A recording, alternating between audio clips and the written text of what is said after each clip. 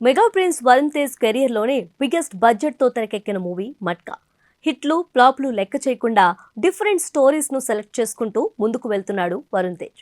ఆడియన్స్లో తనకంటూ స్పెషల్ క్రేజ్ను కూడా సొంతం చేసుకున్నాడు. ఇప్పుడు మట్కా మూవీ భారీ అంచనాల మధ్య థియేటర్లోకి వచ్చింది. మరి మట్కా మూవీ కథ విషయానికి వస్తే అప్పట్లో బర్మా నుంచి విశాఖకు చాలా మంది శరణార్థులుగా వస్తారు. వారిలో ఒకడే మన హీరో.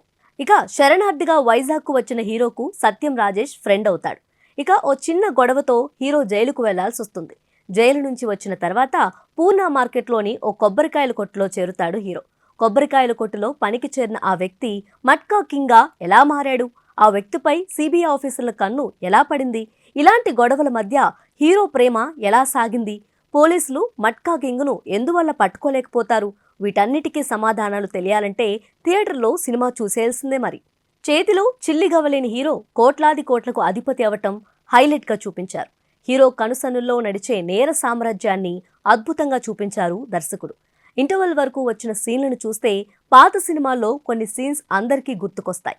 సెకండ్ హాఫ్ కొత్తగా చూపించాలని ట్రై చేశారు. మట్కాపై కేజీఎఫ్ మూవీ లాంటి ఎక్స్పెక్టేషన్స్ పెట్టుకోకుంటే మంచిది.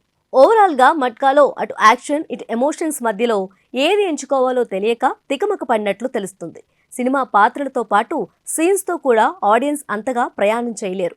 ప్రేమ కథ అయితే అంత ఆసక్తిగా అనిపించదు. కెమెరా వర్క్ అదిరిపోయింది. 1960 కాలాన్ని చాలా చక్కగా చూపించారు. ఇక హీరో వరుణ్ తేజ్ గురించి చెప్పాలంటే మట్కా మూవీలో ఇరగదీశాడు. ఆయన పాత్రకు ప్రాణం పోశారు వరుణ్. నటనలో ఇంటెన్స్, డైలాగ్ డెలివరీ అద్భుతమని చెప్పాలి. రొటీన్ కథతో కమర్షియల్ ఫార్ములాలో తీసిన ఈ సినిమాలో సాగతీతలు చాలానే ఉన్నాయి. ఇక మొత్తానికి చూస్తే మట్కా ఆడియన్స్ మనసులను దోచుకోలేకపోయింది.